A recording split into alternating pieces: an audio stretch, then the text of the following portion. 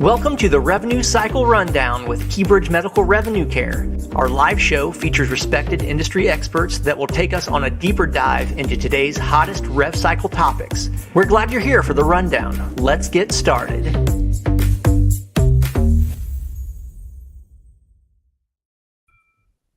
Good afternoon, everyone, and welcome to our March episode of Revenue Cycle Rundown. I'm so excited that I am here today with Brian Garver from Keybridge, along with Sheldon Pink from Luminous Health. So welcome, gentlemen. I know that this is going to be a fun-filled conversation, and I'm looking forward to it. So, absolutely. Hey, everybody on the line, too, if you're joining us live, join in our conversation by dropping some comments in the chat, and we'd love to incorporate those. So, gentlemen, let's get started. What do you want to chat about? I know, Sheldon and I just got back from HFMA Revenue Cycle Conference. We've been road warriors, and we were chatting before about, how does someone in Sheldon's role, VP of Revenue Cycle, large team, and so many different priorities, pick and choose and make time for those kinds of events and organizations? Because I know Sheldon had just been at Maryland AHAM too, so you're all over the place. You're a big time in our healthcare rev cycle industry. So, any thoughts on that, guys? Sure. Well, for me, I want to support as much different organizations as I can possibly can. And part of choosing which event to go to and why to go to these events is basically, what is the message that I'm trying to portray or the information that I'm trying to gain? And one of the things that I've been really big on over the last year or so is basically ensuring that patients have no barrier to care, right? From a financial standpoint. From revenue, as a revenue cycle professional, we manage the patient's financial experience. And we have to make sure that anything that's legislative or any kind of government regulation coming down is not going to affect our patients' access to care. And the events that I choose to go to really focuses on how I can make a difference there by sharing my voice and my opinion, or what I can actually gain from it. Because there's a lot of different, when you look at the agenda of some of these events, I don't want to talk about the same things that we talk about all the time. I want to talk about something that is more forward-looking, not necessarily what happened in the past. I think that makes a lot of sense, Sheldon. And I was blown away too, because I see you at some of the big HFMA events and such, and you're always participating and engaged with everybody. And people are anxious to hear your voice and your opinion about different things going on in our industry. And then I was over in Maryland, 2 weeks ago, I was speaking at an event there, and I look at the back of the room. Here comes Sheldon Pink. I'm like, what? This guy, he is all over the place, because I didn't know your involvement with AHAM, but then I did a little research, and I think you're on a governing board with that. Right. So I'm on the legislative board. So, and part of what we're trying to do at the legislative board is, how do we tackle, and it's me and Scott London, so it's not just me alone, right? So me and Scott, we're trying to figure out, how do we tackle, I would say, legislative agendas that service many different organizations. Because what I've realized in the past is that we always like to focus on, this is HFMA's agenda, this is AHAM's agenda. And I think as a healthcare community, we don't gain enough traction that we truly need to gain to change something. So I'm trying to pick legislative agendas that, the AHA will go behind, HFMA will back, AHAM will back, MGMA will back, even ACHE will back, because I feel like we can get a lot more traction and be able to facilitate change in our industry if we partner with all those organizations as one healthcare entity showing one healthcare message. I've got one more thought on that before we move on to the next topic, Sheldon. It seems that some healthcare providers have stepped back from some of these organizations, either due to budget constraints, time constraints. People are wearing more hats, than ever. what do you have to say to those folks out there that are in the same boat as you, wearing the same hats as you? What kind of value can they expect from these events? And also, what kind of value can they add? How important is it? How important is it to our industry that they do participate and bring their wealth of knowledge? I think you get what you put into it, because for me, a lot of my knowledge doesn't come from experience, because I experience only the organization that I'm working with, right? What I like to look at is the organizations that are doing other things differently that I can possibly bring to my organization. So the more engaged you are with your peers and not look at them as, a competitive entity somewhere, it's more like, hey, how did you fix this? Okay, this is what I did. This might work for you, but it might not work for me. And then have that engaging conversation in those arenas with others. I think that's where you'll be able to really gain that value. And it's also the different levels.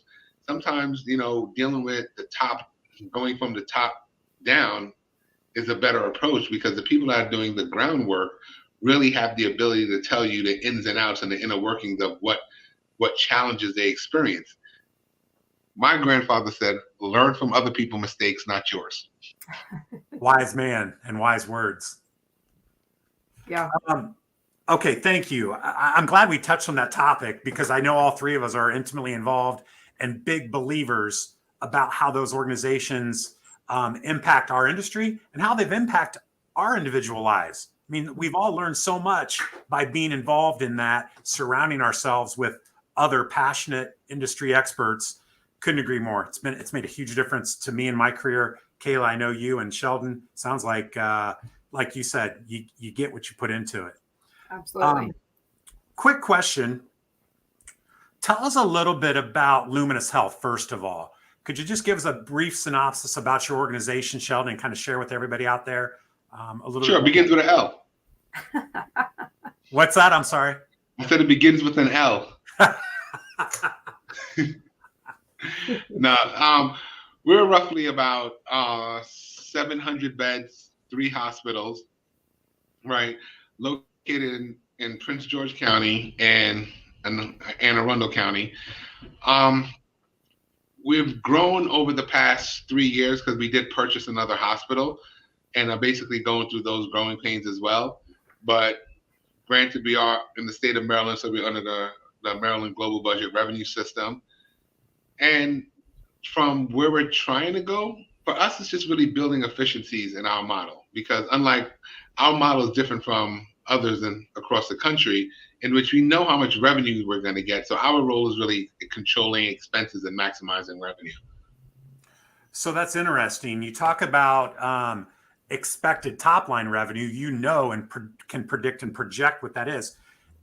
Does that mean that there's at Luminous, there's no additional targets or objectives of additional services or new services being provided that Yes. drive more revenue? Right. We do, but we have to apply for it. It's not we can't just go ahead and just say, oh yeah, we're going to, open a neurology center and start billing for it. There's a process. And then that process probably takes around 1 year to 2 years, depending on whatever paperwork and the market shift aspects that we have to deal with. But that's how we would pretty much generate additional revenue, or we can additionally generate additional revenue with unregulated revenue, such as urgent cares, ambulatory surgical centers, through our physician network, the traditional revenue drivers for health systems. But from a hospital-based perspective, we pretty much would know what we're going to get unless something dramatically changes in the mid-year. Do you guys also have a hospital-owned physician group as well, Sheldon? Yes, we do. Yeah.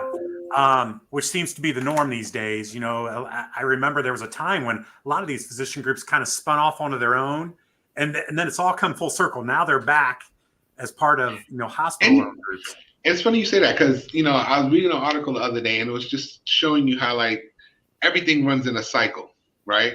And we do things over and over again. And you can see it in any industry you want. It's just like, even if you listen to music, somebody made the song in the 70s and somebody remade it again, right? And we do the same thing in healthcare. And I think that we just get better at it. and learn from the mistakes of the past. And eventually, you never know. The physicians might say, we don't want to be part of a health network anymore. We might want to branch out and be on our own again. And then that cycle is going to take place. And then eventually laws are going to change and we bring them back in. All comes back around. Yeah, it all comes back around. That's why I said it's really good to understand the history, especially before you start making decisions for your future, because somebody could have already done it. And it's not saying that you can't do it, but why not do it better and learn from everybody else's mistakes? Yeah. What worked well and what maybe were the roadblocks that we can do better now. Absolutely. Correct. I mean, one of the big things that, Brian, you talked about it at AHAM is really change management, right? I think change management and revenue cycle has really been something that has slid under the radar. We understand it now because of a lot of system enhancements, system changes, the emergence of automation and bots and everything. And it's really making people comfortable with the change, because if the individuals aren't comfortable with the change, they're going to stymie the process. Yeah. And, that almost makes me think of something we were talking about before too, as far as we're no longer just competing within healthcare space, right? We're competing with other organizations outside of healthcare, when it comes to staffing challenges, but then also, thinking about some of these other organizations like Amazon, even I was about to say, are beginning to deliver healthcare. I'm a part of the revenue cycle executive committee for HFMA, and one of the questions that we were asked at the conference was, what keeps us up at night? That keeps me up at night. Mm-hmm. And the reason why it keeps me up at night is it's not because they're Amazon or they're CVS. It's because they're multi-billion-dollar entities that may set expectations that we as a hospital cannot fulfill for our patients. Yeah. Our margins aren't the way their margins are. So, people will compare us and say, hey, the airline industry did this and Amazon did, but we're not those guys. And even McDonald's, right? I mean, I think, we get compared to McDonald's all the time. Patient access goes, McDonald's pays more. I'm like, they should. They make $100 billion. Yeah. But, we think of the quality of healthcare and what we expect from it versus the quality of McDonald's. You're like, oh, fast food, your expectations are low. Yeah. That's right. If you don't like your burger, you probably still go back and just say, I made a bad burger. If you don't like your healthcare, we're in court. Yeah. No kidding. It's ruthless. It's funny. I was just talking. I had a phone call this morning with the CFO, Dennis Lockhart. He's down in at Delta Healthcare in Mississippi. And we were just chatting about this. So funny. He brought it up, and he just talked about how, organizations in healthcare are operating on razor thin margins today. I mean, razor thin margins, yet society's expectation of these healthcare organizations is through the roof.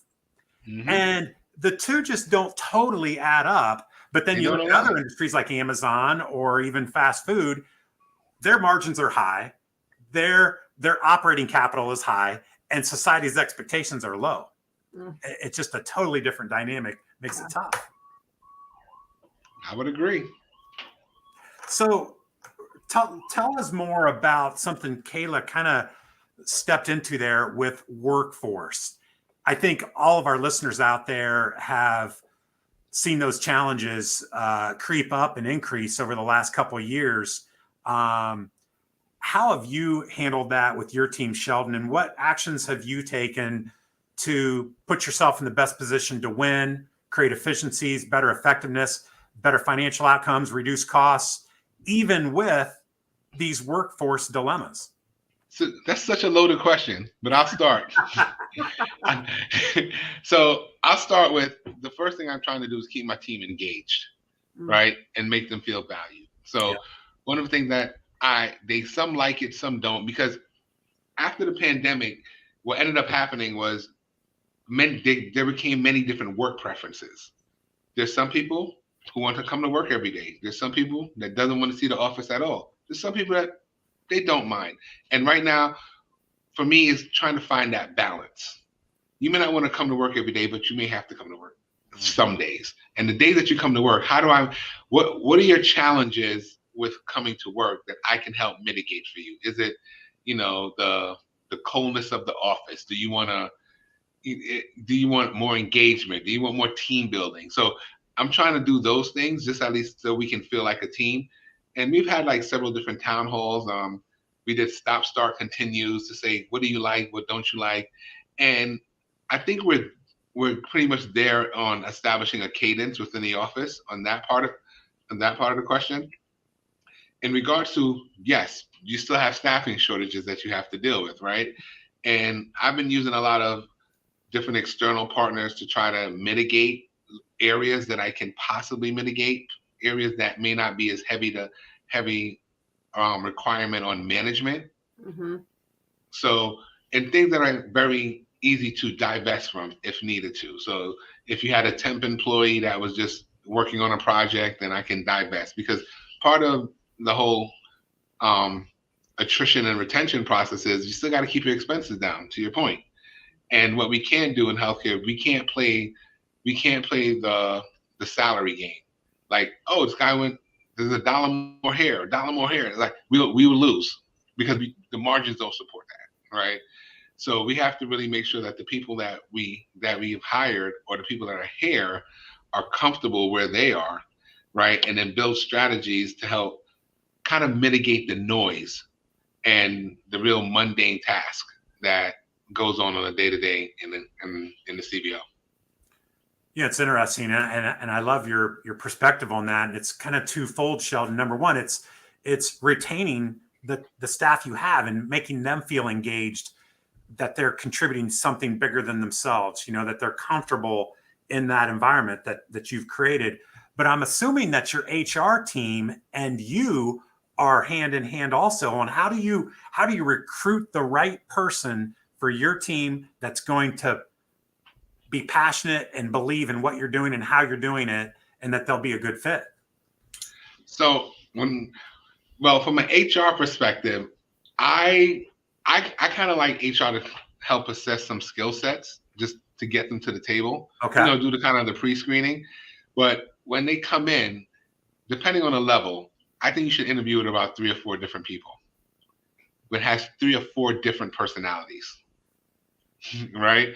And then if you can adapt, or each of those individuals say, this is a good person, that means you have one of the skill sets. I think the main skill sets to be successful is how to control an environment and navigate people and speak to individuals that have different personalities, because you can't be one way with everybody. And I notice if somebody's just the same way all the time with everybody, some people are going to like you, some people are not. In an interview process, you should have enough skill set to be able to navigate those conversations and feel out the different personalities for them to say, yes, this person needs to be a part of the team. So that's a big part of our interview process here. Yeah. I love it, number one. And I would give you a standing ovation if I could, because I see organizations still stuck in that trap. I will next time I see you. I'm just going to walk out. Because I still see organizations stuck in that rut of hiring based upon talent only or experience only, rather than really finding out if that person is a cultural fit, a personality fit to what they're trying to achieve. Yeah, there's no reason why you can't make a B student into an A student, and that's kind of the way I approach things. Somebody can have the perfect resume, the perfect everything, but they won't get along with the team. And if they won't get along with the team, that skill set is not going to be of any value because nobody's going to want to use him or her. Amen.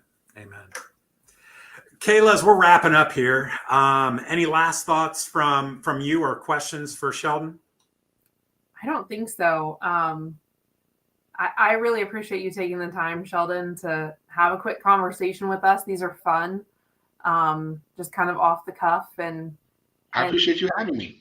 Yeah, turning into some great conversation that I think many can relate to. And I look forward to seeing you at the next HFMA event. Will do, my friend. I'll catch you guys later. Talk to you soon. And I just wanted to add real quick for all you viewers out there, check out the revenuecyclerundown.com. You'll see today's broadcast with Sheldon Pink. You can review it and catch any parts that you maybe missed. And also you'll be able to go back and look at previous revenue cycle rundown interviews as well. So thanks again, everybody. I hope you all have a great day. Spring is here. So enjoy the sunshine, the fresh air, and we'll see you all soon. Thanks again, Sheldon. All right. Have a good one, guys. See ya. Take care.